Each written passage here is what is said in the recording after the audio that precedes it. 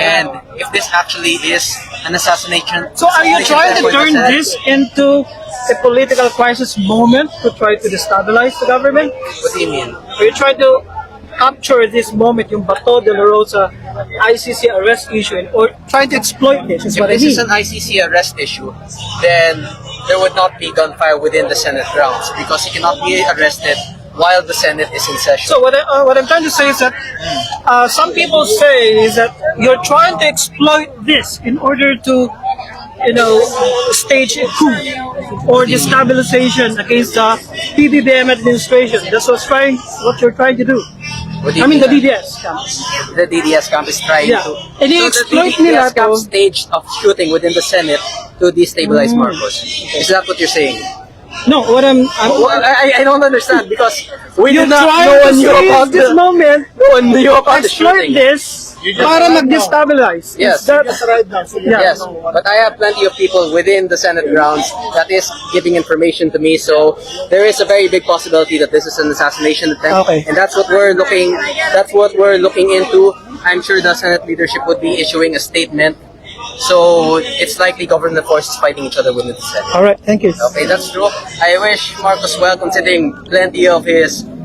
There are plenty issues that Marcos is facing now, especially the rising costs of rice, rising costs of gas. At nadagdag pa to, hopefully he is not the one who ordered the assassination attempt, but if he is, then a full investigation must be. Why assassinate him when they can just arrest him?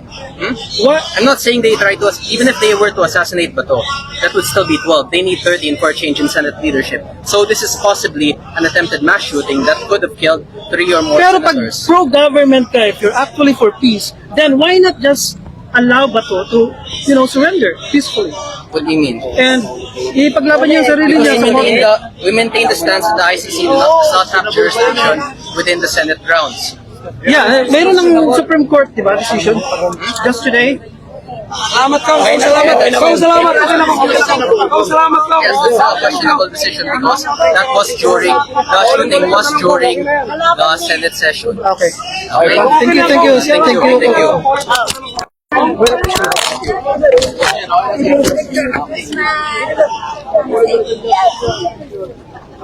Ulit tayo ng tanong. Alam naman ng sakit eh. Inglesero kasi yung kwan natin, congressman natin eh.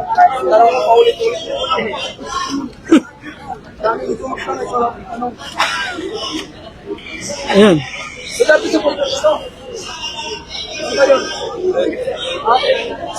supporter ka ba? Filipino supporter pa ako. Ay, umalis ka dito, Duterte supporter dito. Ganun po ba? Oo, Duterte supporter dito.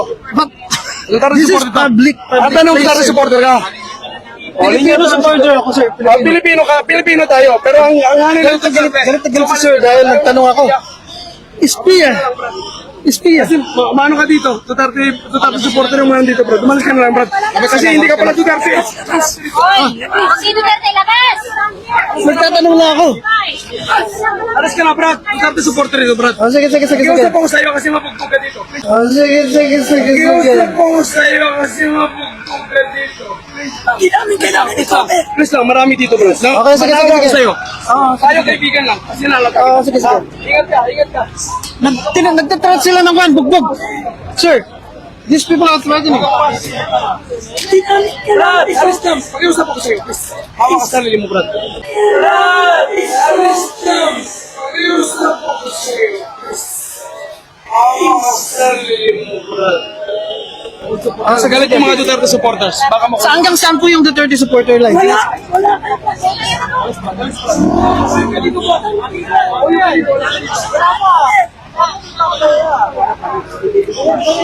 Video pa eh, alis mo, Brad. Video pa eh, alis mo, Brad. Okay na, sabi ko sa'yo. Sabi ko sa'yo, Brad. Naninira ka ng phone. Sir, sabi ko sa'yo, umalis ka na, Brad. Pagpo ka dito. Sir, parisin mo, sir.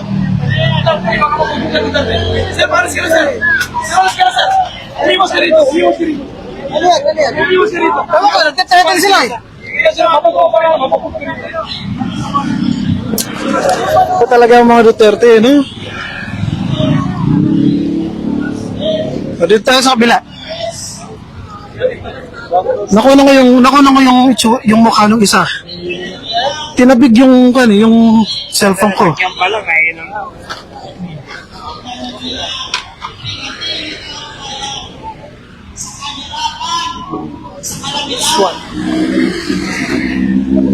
Ayan.